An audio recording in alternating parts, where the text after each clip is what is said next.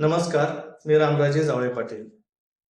आज माजी केंद्रीय गृहमंत्री शिवराज पाटील चाकूरकर यांचं निधन झालं आहे. काँग्रेसचे ज्येष्ठ नेते आणि माजी केंद्रीय गृहमंत्री शिवराज पाटील चाकूरकर यांचं वृद्धापकाळानं निधन झालं. आज शुक्रवारी पहाटेच्या सुमारास लातूरमधील राहत्या घरी त्यांनी अखेरचा श्वास घेतला. वयाच्या 90व्या वर्षी वृद्धापकाळाने शिवराज पाटील चाकूरकर यांची प्राणज्योत मालवली.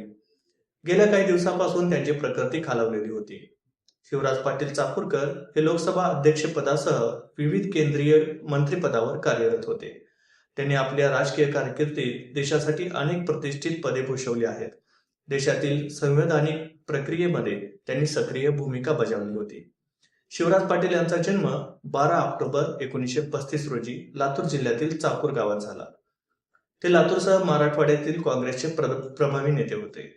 त्यांनी लातूर लोकसभा मतदारसंघातून 7 वेळा विजय मिळवला होता. 2004 मध्ये लोकसभेतून पराभूत झाल्यानंतरही राज्यसभेतून गृहमंत्रीपद आणि केंद्रीय जबाबदाऱ्या स्वीकारल्या होत्या. 2004 ते 2008 या काळात त्यांनी केंद्रात गृहमंत्रीपद भूषवले आहे.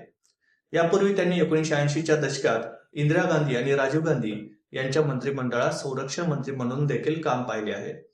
तर 1991 ते 1996 दरम्यान ते लोकसभेचे 10वे अध्यक्ष राहिले आहेत. पुढे गृहमंत्री पदावरून पायउतार झाल्यानंतर 2010 ते 2015 या काळात पंजाब राज्याचे ते राज्यपाल देखील राहिलेले आहेत.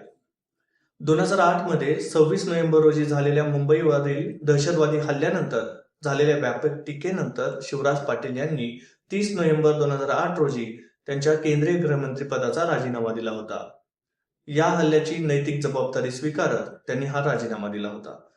मराठवाड्यासारख्या दुष्काळी भागातून येऊन देशाच्या गृहमंत्री पदापर्यंत पोहोचलेल्या शिवराज पाटील चाकूरकर यांना भावपूर्ण श्रद्धांजली.